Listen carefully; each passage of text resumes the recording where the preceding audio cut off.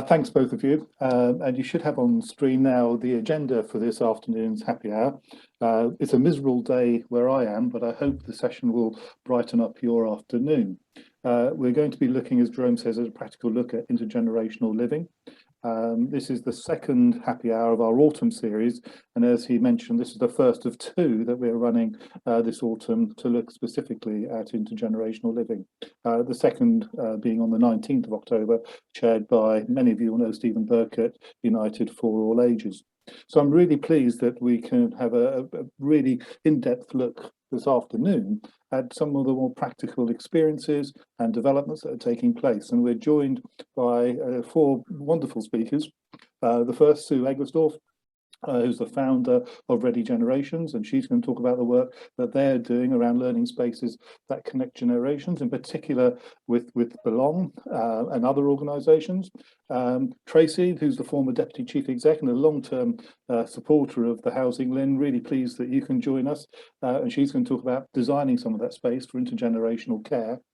And then we're joined by a lovely architects practice based in London, who are going to talk about their concept for intergenerational living that builds on a competition that they entered and I believe won with Enfield Council and one of the HousingLIN sponsors, Metropolitan Thames Valley. And really pleased that Adrian and Melina can join us for that. So I'm going to quickly pass on to Sue. Sue, I hope you're there and you're able to upload your set of slides. So look forward to hearing from you. Okay, thank you. Good afternoon, everyone. Just going to share my screen.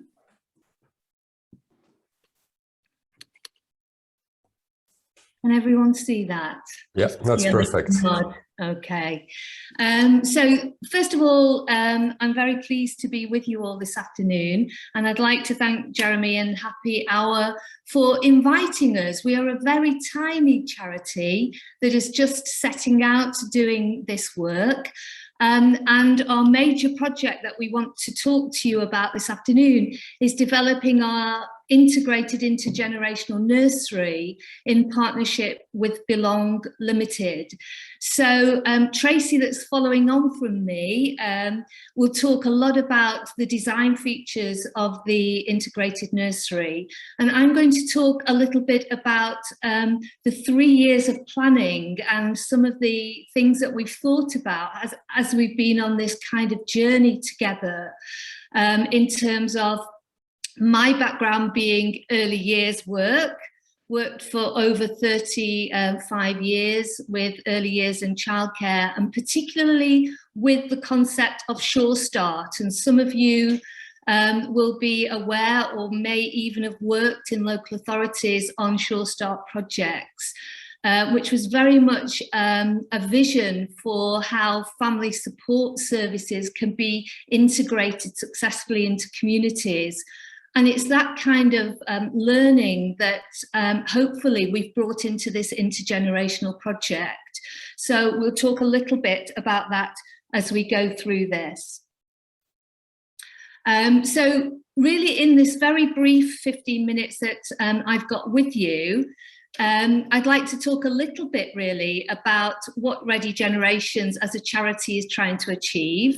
And I don't want anybody to think we're any grander than we are. There are 3 of us who are just working on something we feel passionately about at the moment and hoping to grow a little bit over the coming months and years.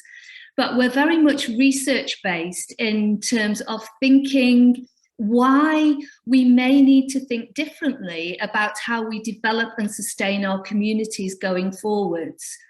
And it's interesting that COVID came along and now everybody's thinking about how we might need to do things differently and think differently about what people need and want in their local communities.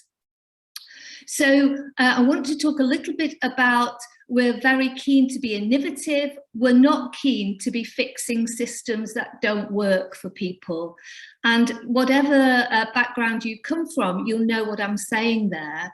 We have some entrenched systems in this country that do not support people well. And we're not about fixing those. We're about inventing something new. And in thinking about that, what we've realized is the mundane matters. And I'll talk about what I mean about that as I go through the presentation. Then I'm going to talk a bit about power and love in communities, a bit about generative thinking in terms of how projects can be taken to scale and how it's important to think about where the energy is generated into different sectors, how we might be able to work in partnership in ways that we haven't done before, and then really about the endings.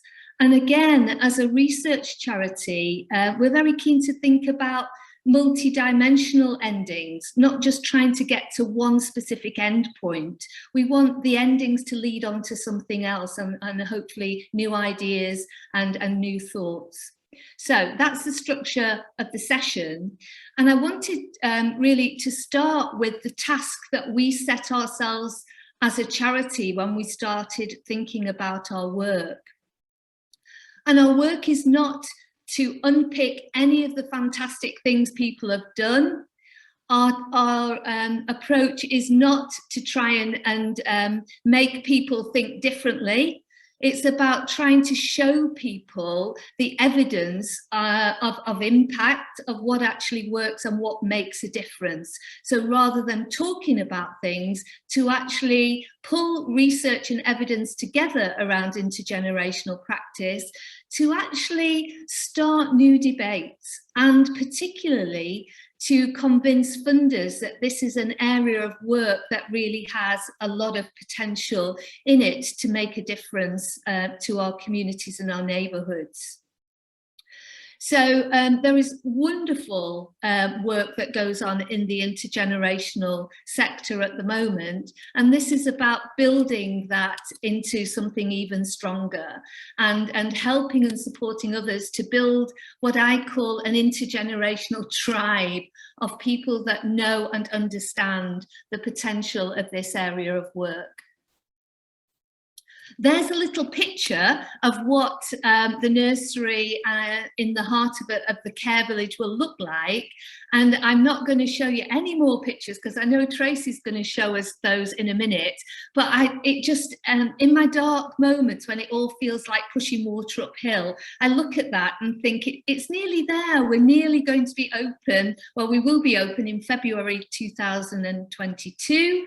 So it feels like it's getting ever closer. But there's a little picture of what it will look like. But as we've been on our journey, certainly with Belong, as an early years practitioner, I have never worked in the older people's care sector before. And what I realised in my discussions with Tracy and her team over several months is that really it's very much the same. When we've overlaid some of the qualifications for early years and childcare, they sit so perfectly alongside carers' qualifications. And so when we've discussed kind of the background to the project, it's felt like these two things sit comfortably together.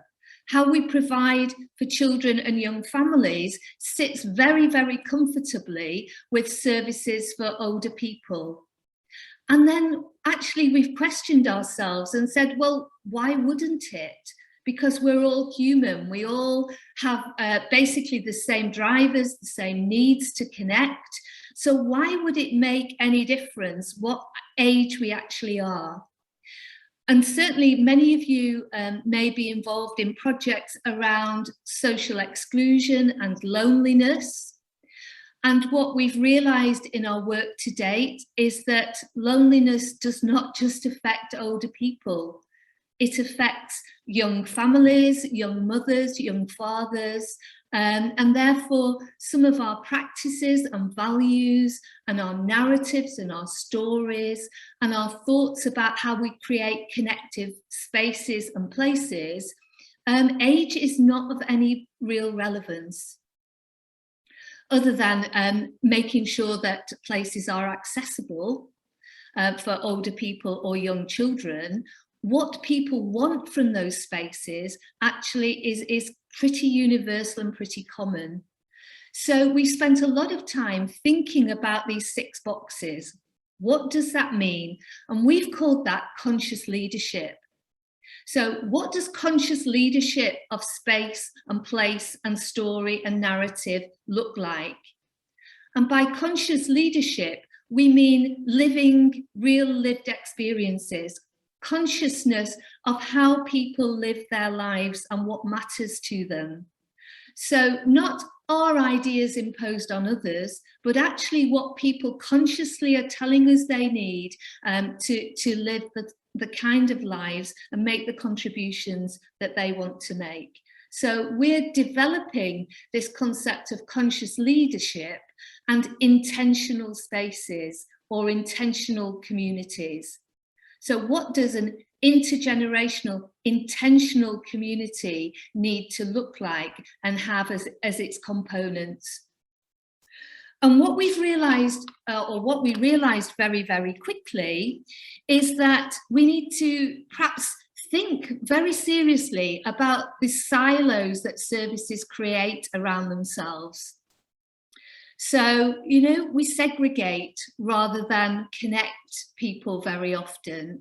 And we work in our separate silos very, very hard, going up and down our own little tunnels and our own drain pipes.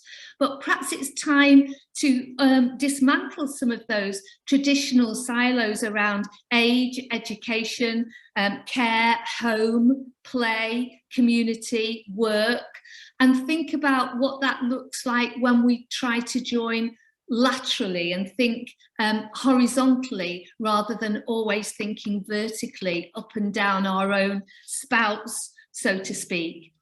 And that's where this idea of the lived experience became very significant for us, in that we realised that as service providers, very many of us had, from our professional backgrounds, a very clear idea of what we thought people needed. And what that very clear idea didn't always do was consider the mundane nature of people's lives. So the things that matter to them as they mundanely go about their everyday living. And I don't mean that in any way detrimentally. What I mean is we all have regular mundane routines that we follow.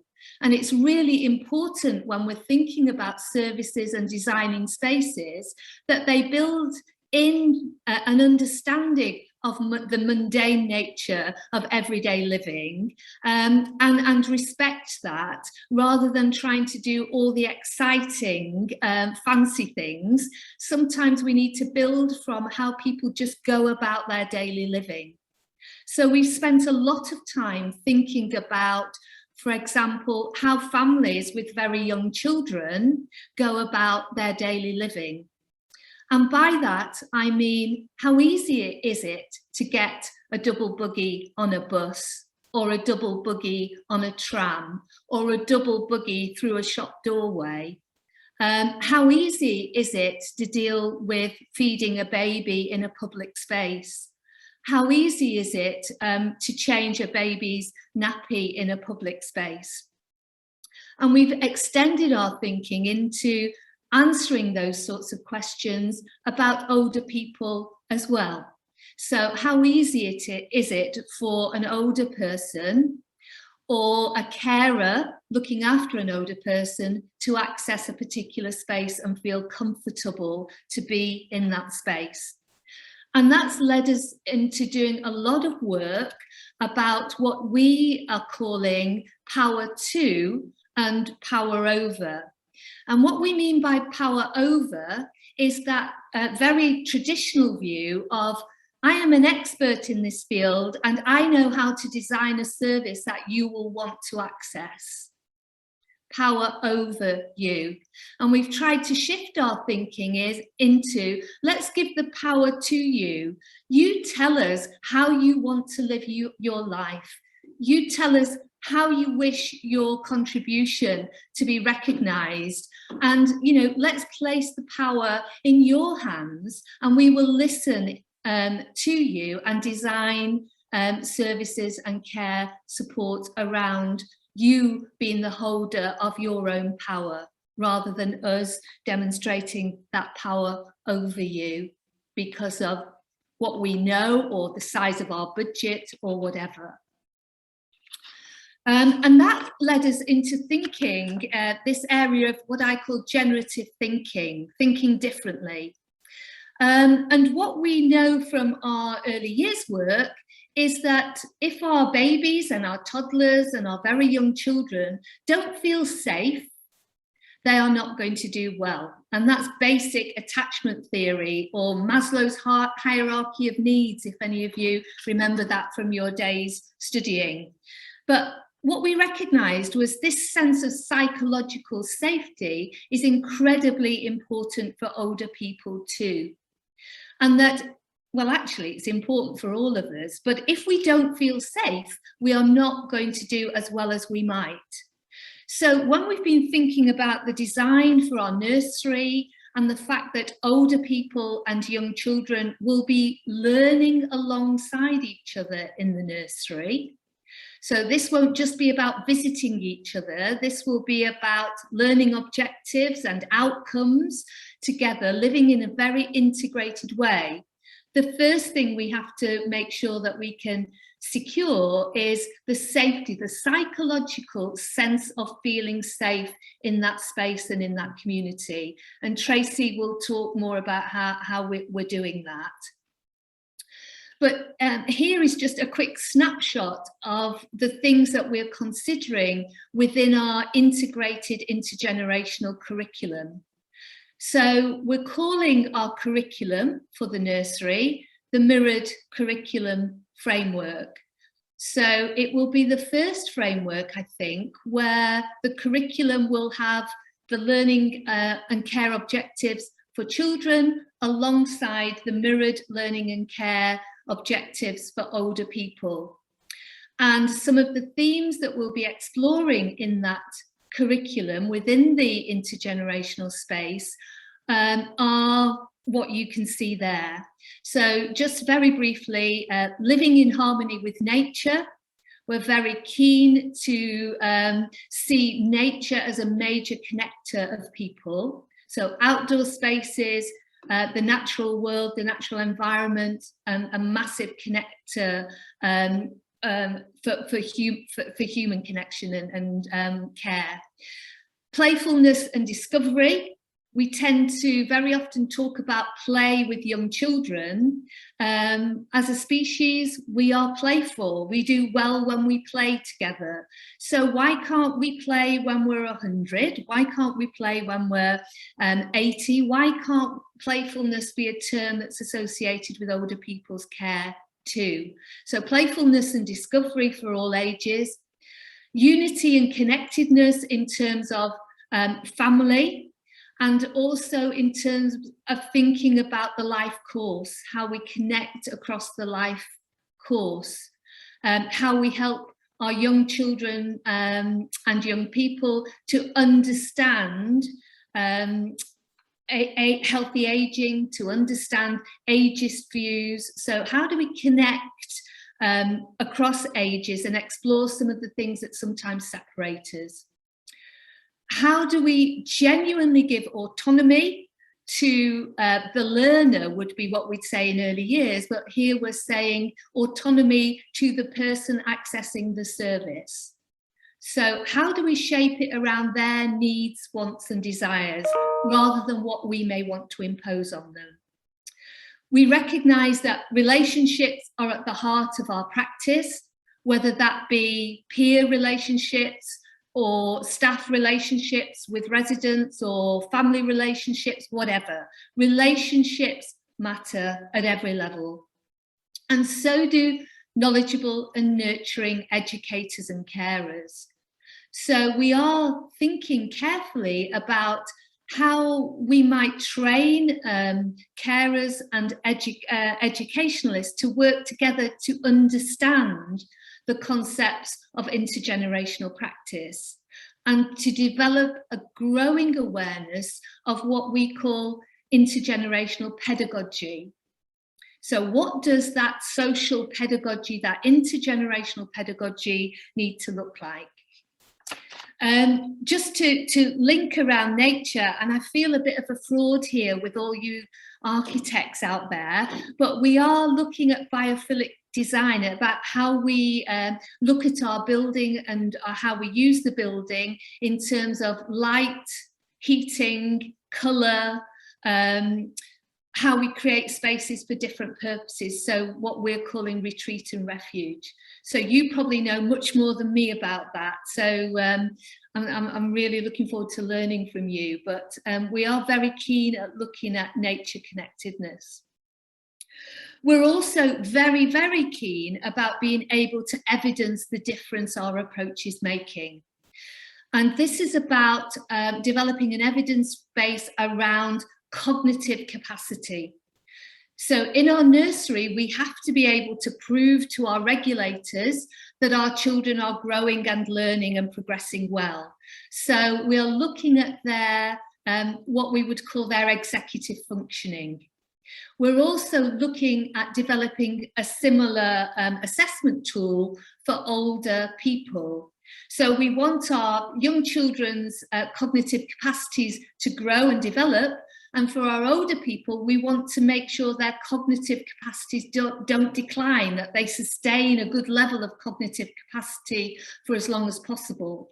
So these are the 5 areas that we're looking at providing and proving evidence, whether that be a young child or an older person. We're using the same measures to show impact and, of our approach.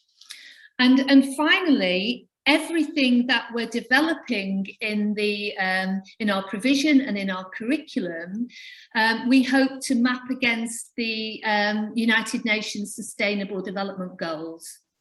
You can see that some of those lend themselves perfectly to the work that we're doing. So partnerships, communities, and so on. So we are really keen to think about how we might promote through our intergenerational activity evidence of supporting the Sustainable Development Goals.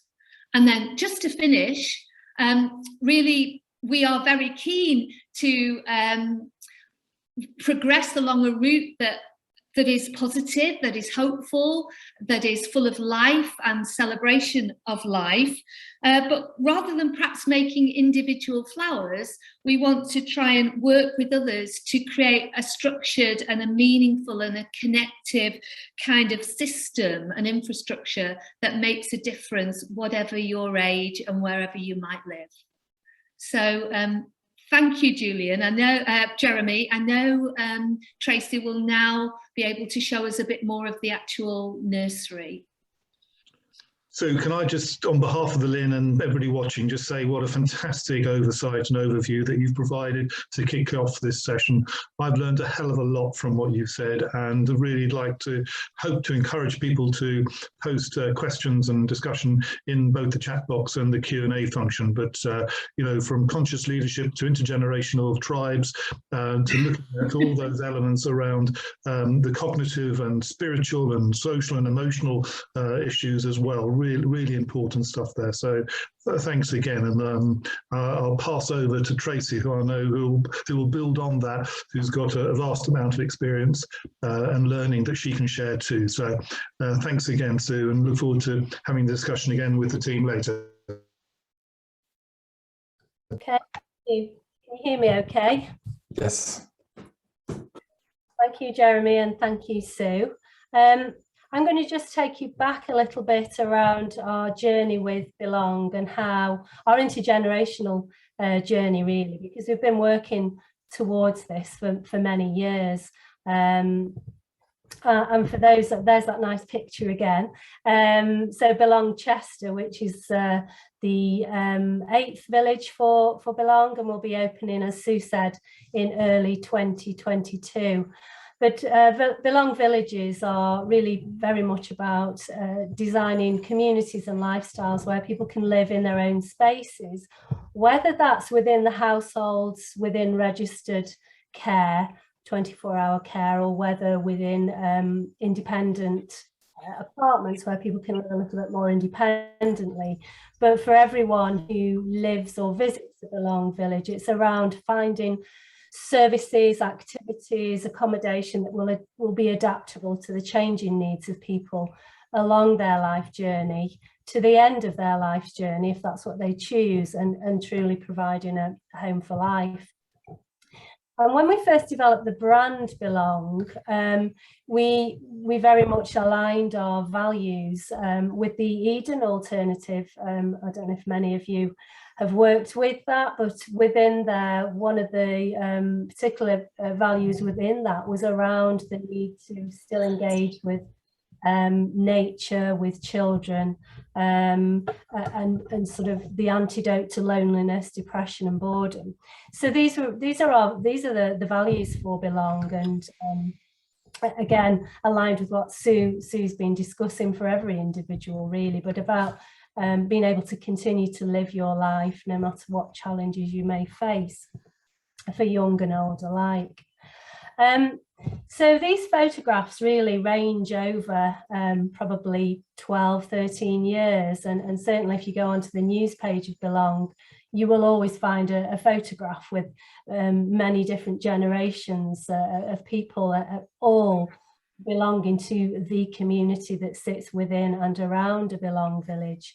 And if you look at the picture in the left-hand corner, that's actually the staff of Belong Wigan, and not long after we'd opened Belong Wigan, we discovered that, I think at the time there was 8 members of staff that were pregnant all at the same time, and so certainly if we'd had a village on site, I'm sure those staff would have loved to have brought their babies to work with them, and something obviously that planted the seed in our head all those years ago. But certainly it's around sharing experiences, sharing knowledge. We've become helped to train schools to be dementia friends. We've shared events. The Heritage Centre in Newcastle, Belong Newcastle under Lyme, has a heritage centre linked to that, and you'll see the children there following the heritage trail, and the college students creating their imagery around the history of the area as well. So we've always aspired to having children as part of what we offer. And you know, the values is that people have the rights to the same community, belonging and richness of experience as they've always had, and however they choose to live. Certainly within the design of the villages, we wanted to move away from being the typical care home where very often children just didn't feel welcome, probably felt bored when they were visiting, and sometimes maybe seen as a nuisance. So we created spaces within the Belong Bistro where we had toys available. We've got baby changing facilities where we put play areas in the garden. And in the early days, we had internet cafes, and things have moved on a bit now, but it was very much about, you know, helping children and teenagers feel welcome when they come to visit parents or grandparents or great-grandparents. The other part of the journey was in 2016. I had the opportunity to have a Winston Churchill Travel Fellowship, and I visited Australia and America and parts of Europe. And it was clear in many of the places I was looking at, I was particularly interested in dementia design and retirement communities, etc. But very often you would come across examples of where facilities are trying their best to welcome children and engage with children, you know, to playgrounds, etc. I think one in particular, which was in New Jersey in America, was actually had a child development centre within the facility. So it was a household model. It was based on Eden, the Eden alternative. But they also had daycare for older adults alongside children. And that, I suppose, made me think about that intergenerational opportunity to use the spaces for the day provision as well, and engage everyone. We also had the opportunity to visit Apples and Honey earlier, a couple of years ago at Nightingale. And that certainly gave us food for thought about having a nursery on site. So how would we, when Sue and I first started to talk about this concept a few years ago now, how could we possibly fit some space into a Belong village that was already crammed with lots of other accommodation and activity for those people who live and visit the village? So certainly the 7 villages that are already operational, it was a challenge, and the best we can do in those villages is use that core centre, which has the bistro, a venue, sometimes an arts and crafts room, to welcome children and undertake activities. But for those of you who are not aware of a Belong village, then the household model makes it these areas are very private places, and so they should be for those older people who are living very often with frailty, needing nursing care, and perhaps living with dementia within their small family-sized households. And it wouldn't be right to be having children traipsing through those households. Equally, people living in their own apartments, you know, very, very private spaces. And that's a typical household there, so that I will reference in a minute.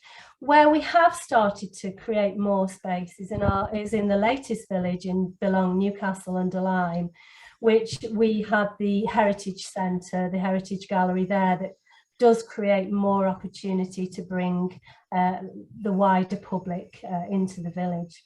This is all pre-pandemic, of course. So the opportunity in Chester came along really.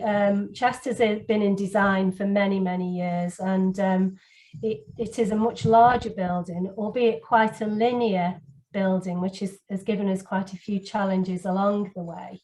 Most of the building sits along City Road, but the two layers that have the communal areas are sitting on the ground floor, which is onto City Road. Then you'll see there from the entrance that we'll have the bistro that's open to the public when we can, a venue space, which is where the social activities take place, parties, people coming in for the day, and film shows, etc. So that's a communal space that can be hired as well.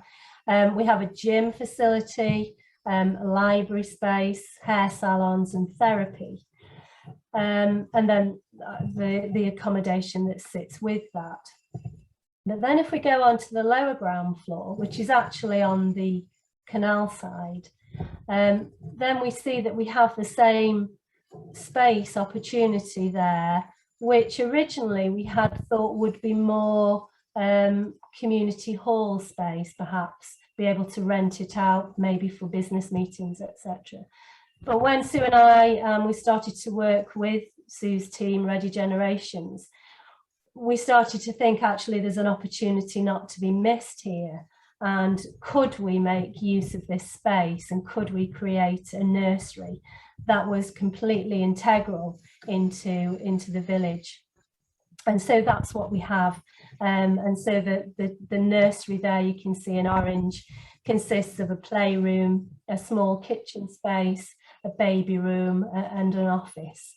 And it sits very much on the ground floor, which also accommodates, the lower ground floor, which accommodates our experience days room. Experience days is a specialist care, daycare provision for people living, very often people living with dementia, just small numbers of people that will come and spend the day in the village. And so that will nicely align with the children as well at certain parts of the day for certain activities. And the training room, so we provide all of our own on-site training through practice development facilitator. And as Sue said, that we see that a lot of that training will overlap and will be integral and integrated into what we do. The outside space, so what is nice for the nursery, that they'll have access to a very safe, secure nursery garden, and that's been designed with the nursery provider.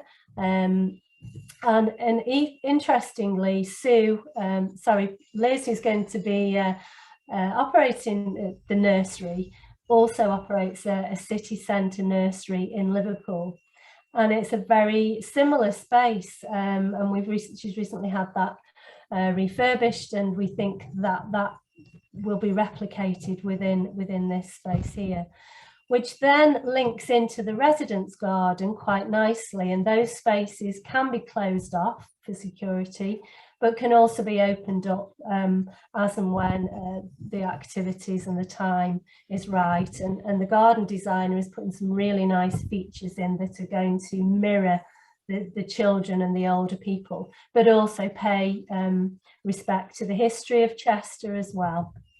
So we're looking forward to those spaces being used. There's also a nice garden room here that we see for potting and planting and access, which will be used by everyone. The access to the nursery the drop-off points will be at the back on Queen's Drive, and that was another area that we had to, obviously parking with the planning permission was key. So the parents will be able to drop off at the back and access on the lower ground floor without having to go through the core village if they choose not to. But of course, as Sue said, we want families to feel welcome and to be very much part of the whole village. So we envisage that, you know, we hope that people who, particularly if they're working in the city centre, come in via the, just go back, sorry, via the main road, city road entrance. Maybe they've come in on the train, got the children off, they might choose to have a coffee before they get to work. Very much options really. We've also had to consider the security control, the access control. The whole village is controlled by access, and of course we can set that according to the people have and are permitted to have. So it will need to be changed according to the day and according to the use. So just a close up on the nursery. It's a very small nursery. It only has 25 places, which does provide a challenge financially, and we are doing our best to support the village to get up and going. But equally, I think it has some real opportunities for a nice small nursery, and certainly that will be very attractive to parents who want to place there. And so what it then dawned on us that actually this is like another household. So our villages have 6 households of 12 people. This will be the 7th household. This will be another family. It just happened to be very little people. And so when we've been posed with questions around managing through COVID, outbreaks, pandemic, actually we would secure this as another household bubble, just like we have done throughout the pandemic, and the household model in itself has held up very, very well to that. So another household, a kitchen where all the food is, where some of the snacks can be cooked and the food will be served from here, and also be aligned with the rest of the village, with outside access, as we said. So just really to go back to the challenges, the 25 places, as I've said, is really figuring out the viability of that, which because we belong, we're able to support with that, and it is the Belong nursery. The community integration, and it's not segregation. We've chosen, and we're very keen, I know that Ready Generations are very keen, that the nursery is very much part of the whole offer. It's not just a bolt-on nursery, it's part of the community and the population of the village. As I said, the household approach helps with the security and the fob access, and the way the self-managing team for that is very much like a household in the village. The aligned workforce, you know, we're looking at the same pay scale, the same training standards, the same values, the way that we recruit, very much aligned. And there will be opportunities for career progression and movement throughout the village. And as we know, very often people maybe start in the bistro and choose to work within social care and move towards nurse training. And equally, people could move into childcare. And we see that as a really exciting opportunity for anyone who works within Belong Chester. I've talked about security and access control, and that really did take some figuring out of which doors would be locked and not locked, and fob access. Parking, I'm sure, will be a challenge, but all of our villages have limited parking spaces, and those are allocated really to first come first served, but certainly not for staff working there. But we have city centre parking, we have public transport, and we have a parking and a transport plan in place. Safeguarding is another area for us to consider, but we see that as not a restriction. It's an opportunity to have a shared approach to safeguarding older people and children, much as we would do now on an individual basis. And we know that the regulators will be keen to understand more about that. So the CQC and Ofsted will be obviously engaged and involved, and we're keen to know that we have those plans and the service user guides, etc. in place. The intergenerational daycare will be interesting to put programs together for children and older adults, and new methods of learning. We're learning all the time. If we're living with dementia, you know, every day is an opportunity to learn something new. Certainly looking from an operational point of view, the catering, the menus, the laundry, the activity is all very much part of the Belong operating plan now, and that's very exciting for the team that are taking that on board. And as Sue said, garden and outdoor space is really key to what's on offer. So we see it as enhancing the Belong family, the generations within families, including our workforce. Our workforce are very much key to the family, and we envisage that some of the workforce will use the nursery for their children. The shared values and vision is key. And as I said before, my first visit to see Liz, who will manage the nursery in Liverpool, was that our values were very much aligned, older people and children. And I think really moving forward, we're hoping to learn from this project, not just in our Belong villages, but also in other care homes, in other older people's facilities, and keen to follow the research into the provision, which is key, and crucially looking at outcomes for older people, children and younger people. And I'll just finish with that quote that I found on the American website, but I think that's key, that each generation goes further than the generation preceding because it stands on the shoulders of that generation. And that's me.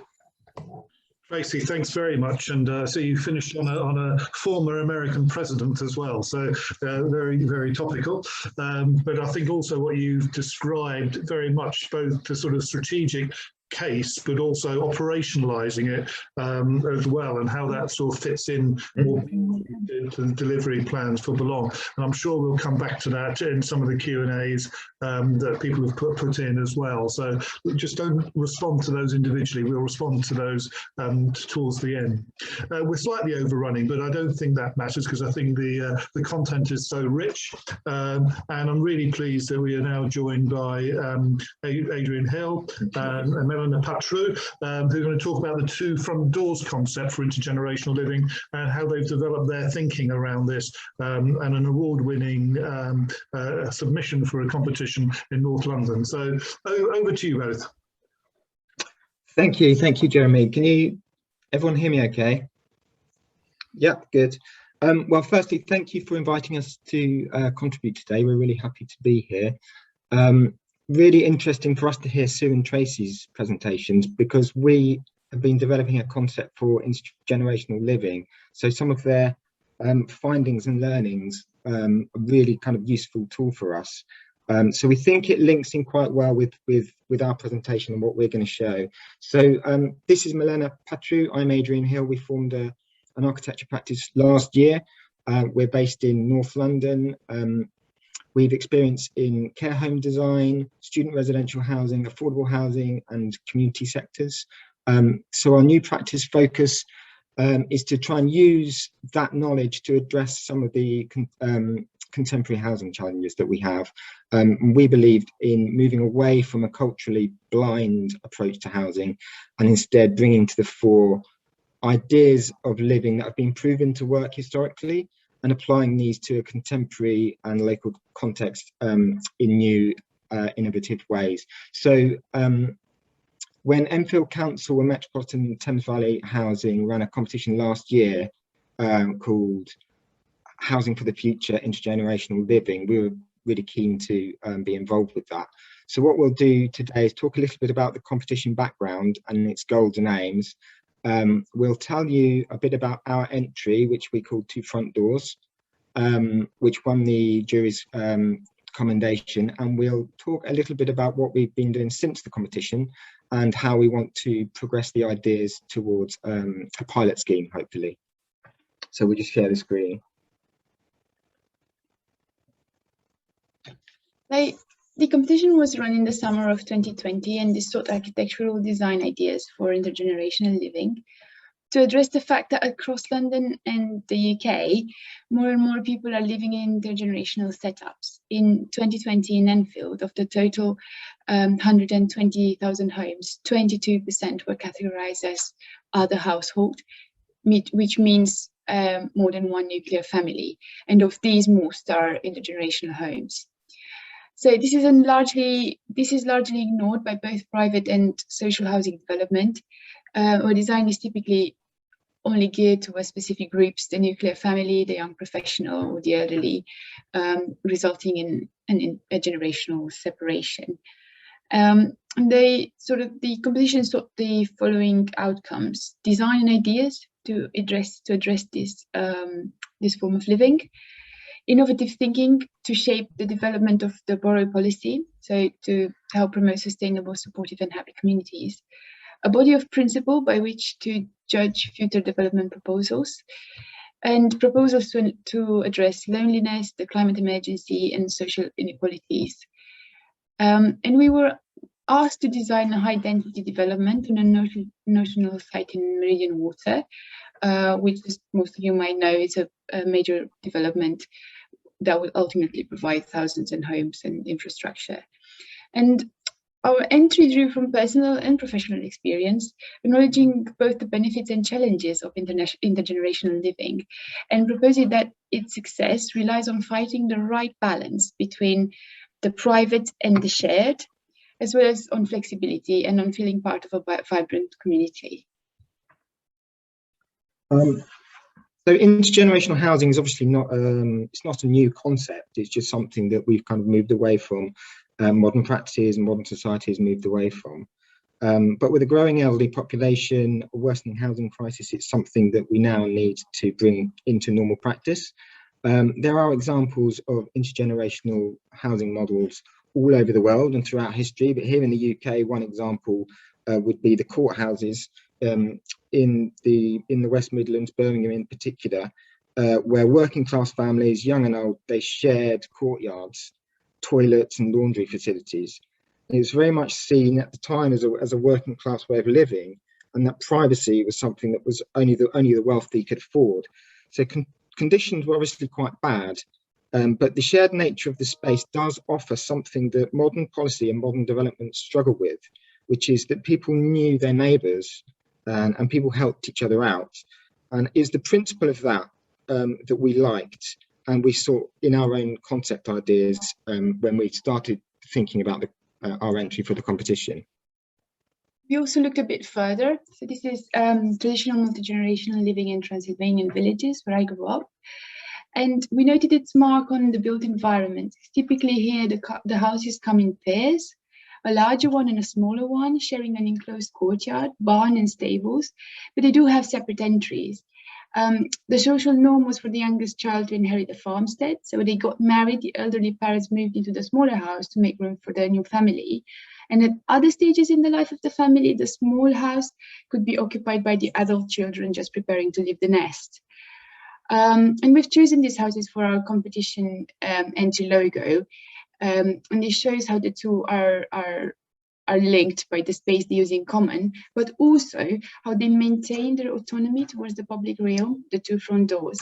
And the same happens really in the Birmingham example.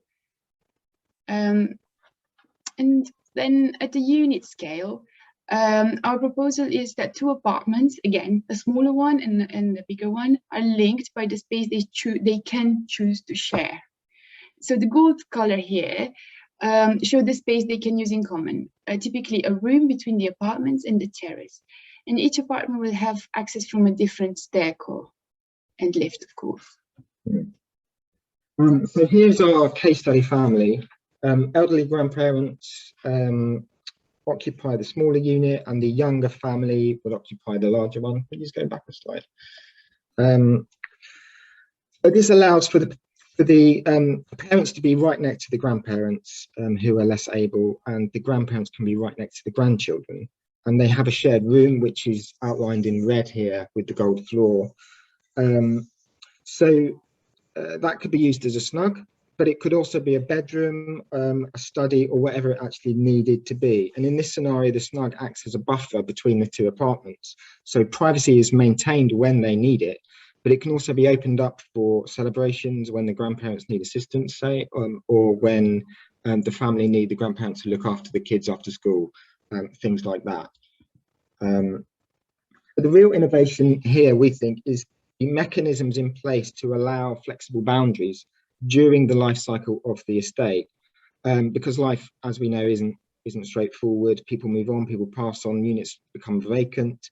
So the linked unit and the concept of shared living, which was once ideal for our case study family, could fall apart when one of the units becomes vacant and the situation or the dynamic might change. So the flexibility in the plan also needs to be reflected in how the linked unit could be split and brought together over the years and life cycle of the estate. So the case study family is an extended family example, but for a true intergenerational setup, a pairing could work as two different families. And one way this could be done is by running a tenant interview process, which would include the adjacent family. So finding out if it would be a good match and drafting a tenancy agreement that suits their particular situation. So in this slide, you can see an example of other ways in which the two units could be configured to be completely separate. The plan on the left shows the room occupied by a larger 4-bed flat, but still using the terrace as a shared space in gold. And the plan on the right shows a smaller unit occupying the room with no shared terrace. So the plans here show units on the lower floor, and as you go up on the block on the right-hand side, you can see that the units get smaller. So in a development, the upper floors or the smaller units might be, you might find 2 students linking up with a single parent, or single parent linking up with an elderly couple, say. And since the competition, this is something that we've looked at a bit further and developed the concept. In the brief outline, 200 units per hectare. So with the flat sizes we looked at, that means 7 to 8 stories in development height on the actual competition site. And we have tiered the apartments, which not only helps with allowing sunlight into the inner parts of the development, it also creates a degree of overlooking, something we know can benefit community living. And the apartments are dual aspect. One side faces the conventional street or the canal in this case. The overhand creating opportunities to accommodate car charging points, bike storage, access to underground parking, or even retail. For maximum use of space, we also suggested allotments on the roof terrace. And the other side faces inwards to what we call the community Broadway. And this is a real hub of the estate, something we feel enables further community interaction with access to workshops, facilities, performance spaces. Yeah, could you go on to the next one? So probably the most aspirational part of the competition proposal that we put forward, but it sets the ethos of the scheme, for, which is having a framework that allows intergenerational learning to happen through generation skill sharing and also community maintenance and running of the estate. So we imagined that these people here would be standing on a community Broadway, so a street down the centre of the estate, where you would find community shops and office, workshops, maybe a GP surgery, workspaces, playgrounds, that sort of thing. So the community office would be run by residents, and they would be responsible for the application and interview process of new residents. Also run performances, social clubs, learning workshops where different generations can hear and learn from each other's experiences. It would also manage the community task force, which might be a list of residents who are able to help out either by way of maintenance or staffing the community shop, running errands. And this service would be provided by the residents for the residents. And providing that service, there may be a benefit to them by offsetting a maintenance charge or offsetting a portion of the rent for those individuals. So there's an example here, the carpenter in the middle, who mentors some youngsters on site, but is also a member of the community task force maintenance team. So this heading, the private, the shared and the common, that refers to a series of spaces which animate the Broadway, so animate that street down the centre and provide further opportunity for intergenerational mixing and neighbourly encounters, because we know that's very important. So off the Broadway, not only might there be workshops and offices, but these might be interspersed with private and semi-private courtyards, much like our Transylvanian farmstead example that Milena showed. The gold colour, as it is throughout the presentation, that indicates the shared semi-private spaces. So this mix of use, this inward-looking aspect, will hopefully create a vibrant, community-led home where everyone is recognisable and everyone knows everyone. So that's kind of a summary of each of the various aspects of the competition entry. Yeah, since then we've carried on the research, and we hope that some of the ideas we talked about will find their way into a pilot scheme. And one of the first things we've done was to look at how the units and sizing of these fits with the GLA affordable housing program, the funding criteria for, and the London Plan space standards. So we developed layouts that are dimensioned so as to achieve a balance between the flexibility and adaptability potential and the built-in space contingency.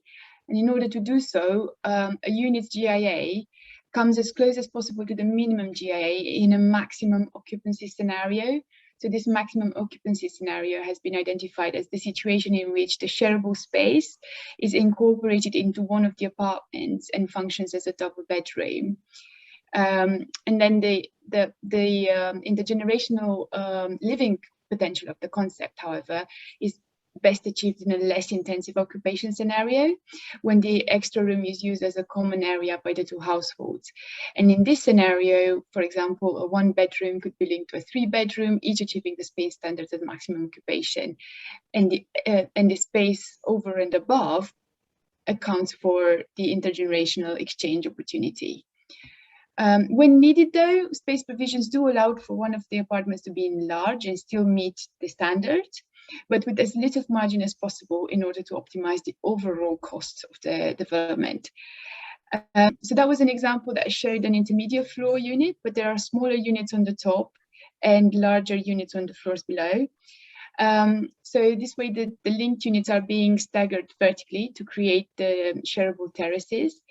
And this configuration has been chosen for its place-making potential, but also because the profile of the building can be tweaked to match the exact desired accommodation mix. And scalability is achieved through variations in the building height. While the generic concept suggests a linear repetition of mirrored blocks, to achieve a high density, this strategy can be adapted to the site and the urban context. And we think the next step in developing the concept is to test how these principles and the ethos of the scheme can be translated on a real site. And we are even considering scenarios for adapting existing housing stock.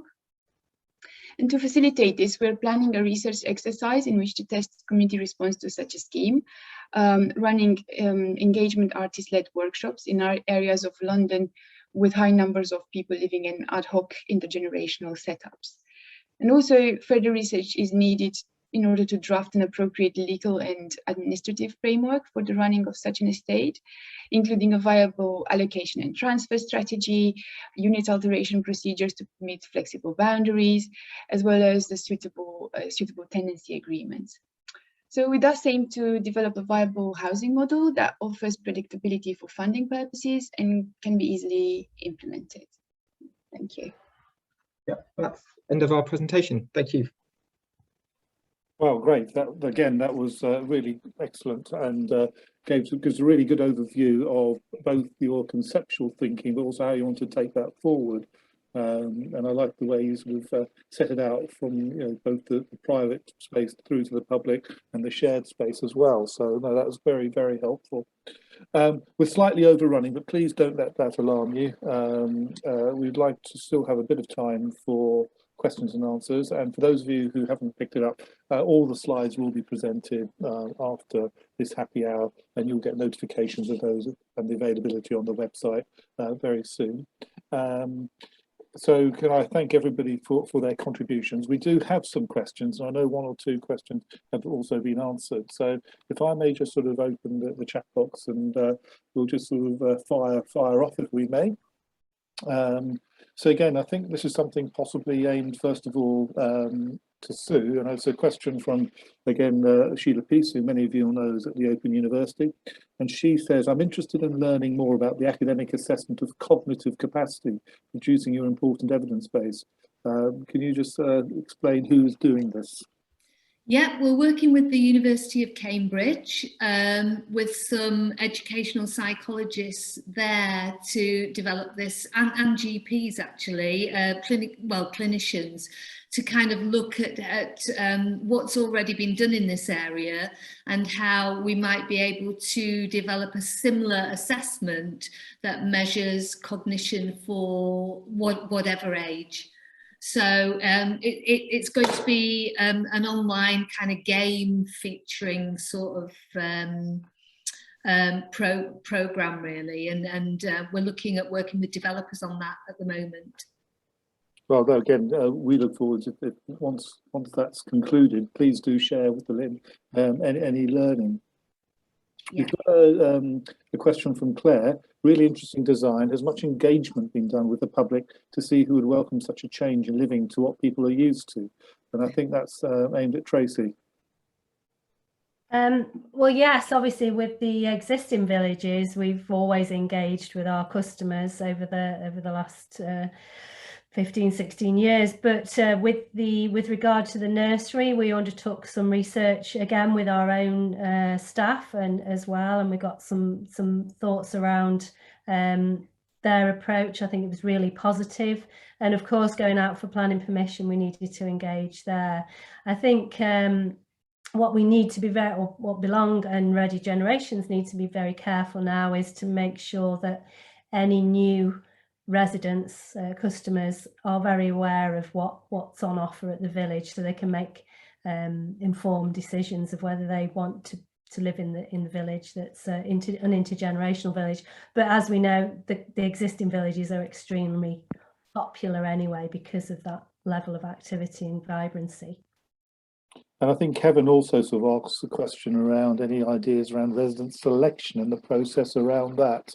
I'm not sure whether that's aimed at Adrian and Milena or Tracy, but would Tracy, do you want to kick off with that first, and then I'll pass over to Adrian as well.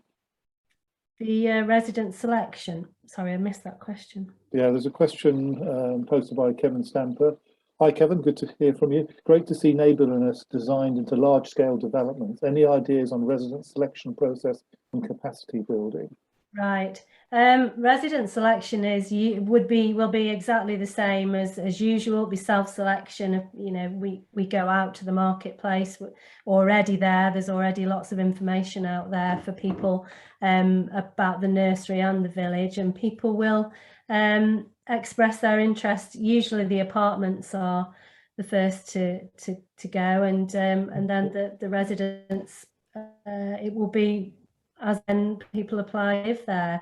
The villages tend to open slowly and incrementally, household by household, and of course at the same time the children are going to be starting at the same time as all the new staff, so it's a growing community together. Yeah. Adrian, do you want to come in on any of the questions that have been posted? Do you want to answer that one? The neighbourliness and resident selection. I think, well, first of all, this is the area of our concept where we think we need to do most research on, and with the help of some sort of more specialized experience help. Our intuition at the moment is that intergenerational living is definitely not for everyone. So it will have to be a choice of the applicant to be part of such a scheme. And then we roughly imagine a bit of a matchmaking exercise on behalf of the association, really. Yeah, so there would be a desire on both sides. And I think our scheme, the hope for it would be that there would be this matchmaking process that goes on, and there will be a service that two parties would be able to provide for each other. So in the scenario where we have an elderly couple paired with a younger couple with a family, say, there would be a service there where one can look after the other and the other one can look after, say, children for childcare duties. So, I mean, that's just one example of how a pairing might work. There would be other pairings. Yeah, the key thing is both parties need to be interested, and also there are degrees of we try to introduce degrees of sharing so that it can match multiple types of relationships, really, whether it's a multi-generational setup where it's everyone are members of the same sort of extended family. That could be more straightforward, but it could literally be people who just met and yeah. And I saw a question, although I can't find it now, it may well have been answered, about understanding the tenancy arrangements as well. Was it around the tenancy agreement? Yeah, Helen Chard. Yes, Helen, yes, right, yes. Can you just describe that a little bit? What are the tenancy arrangements on the intergenerational apartment? Interesting concept. So yeah, I mean, the life cycle of the estate, it would change. You know, families grow older and people move on. So so we would see that you weren't static in where you lived. So you would inevitably be able to either change that boundary. So in future, you have two separate apartments, or yeah, you use it as a shared linked unit with someone who provides a service for you. So the trick here is to have a framework and a tenancy agreement which allows for that flexibility. It will probably offer a menu, basically, a sort of menu tenancy agreement. Yeah. So one of the next steps for us is to actually kind of do a kind of step-by-step guide how a scheme like this might be implemented, and we would look at an actual tenancy agreement and see how we can put this into our situation, our concept design. So yeah, we get actually something tangible to be able to take to a pilot scheme, hopefully. A draft, but we sense there might be a lot of hurdles there. We also had a question about how can spaces be adapted. It was interesting. I was having a conversation this morning with Carla from Tayside University up in Scotland, and about some of her concepts. I think she's on the call actually. But have any of you got any thoughts about how to both adapt existing homes and spaces? Is that one for us, do you think, Jeremy? Well, if you could kick off, and then I'll come back to Because I think in your presentation you talked about the opportunity to retrofit as well, so and think about existing stock and not just about yeah. So I think we had a look at a few layouts and came up with quite a few ways of introducing some of the principles in existing schemes, of course, but it's very much that would be something that's a case by case sort of assessment. But it's definitely possible from the few examples that we've studied. Yeah, I think we're not going to get into a situation where all the stars are aligned and we have a site that's perfectly there, ready to plonk on our concept design. That's not reality. So it may be that an existing housing stock, some of the principles, some of the elements, the ethos of some of the concepts that we've been talking about are translatable. It will likely not be all of them. But if we can establish a kind of set of principles and ethos there, and offer that and design around that and implement that in the existing housing stock, that would be good. We don't know what that looks like at the moment, do we? There are nitty-gritty aspects of the existing, like the structural grid and how much wiggle room that permits and things like that. But our first intuition is that it is possible. Well, that's great to hear. Look, I'm conscious that a number of questions have already been answered. We will be sharing all the questions in our feedback forms, and please can I remind you to complete the questionnaire when we bring this happy hour to a close in a couple of minutes. I'm also just want to draw your attention, if you're not aware, that back towards the end of our last series of happy hours, we did a great session with colleagues from Phoenix Community Housing, from Levitt Bernstein and UKRI. And in fact, the example of Melfield Gardens that we shared will be published as a HousingLIN case study this week. So if there's an interest in intergenerational living and how that's applied, have a look at that. That particular scheme's also being developed to passive house standards. So again, very, very interesting concept, which I know that Adrian Hill also touched on in terms of adapting for climate change. I'm afraid we haven't got much time left, so I just want to leave it back to each of the speakers, Sue, Tracy, and our colleagues from Architects Hill. Are there any final comments that you would like to share with us?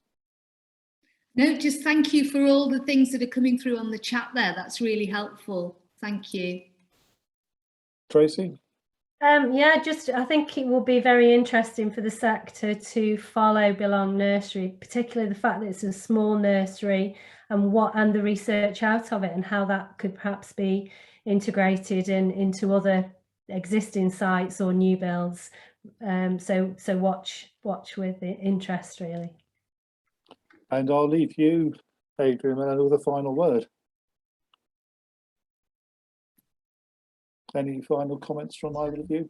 Any final comments? You're on mute, yeah. Sorry, unmute.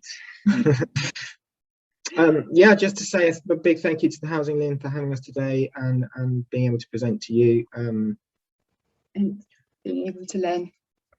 Yeah, being able to learn about Sue and Tracy's intergenerational nursery is something that we want to look into further, because I think a lot of that is transferable for what we want to do. So really interesting to hear from them too. So, and from the great suggestions in the chat box. Well, look, that's what the LIN's about. It's about sharing ideas, joining that debate and the new debate that Sue kicked us off. We're all part of that tribe. So thanks very much all of you for your excellent presentations. As I said, this is the first of 2 sessions that we're looking at in our autumn seasons. Please join us for our happy hour in October, where we look at part 2, which is slightly more strategic, and we'll look at some of those investment questions around those strategic planning, and again build on some of those architectural and development questions that have been posted in the chat box and in the questions, and that's on the 19th of October. But if you're interested more on the care side, please join us next week, next Tuesday, where we'll be working with our colleagues in the Church of England and the new Commission on Reimagining Care to look at a variety of models of care and support at home that are emerging, and how both the voluntary sector, the private and the housing sector are adapting to change and supporting people as we come through COVID to provide much more compassionate care and support to older adults in particular. So please join us again next week. I'm sounding more and more like Jeremy Paxman, and with that I wish you all a good evening. Thanks very much for joining us. Bye-bye. Bye, thank you.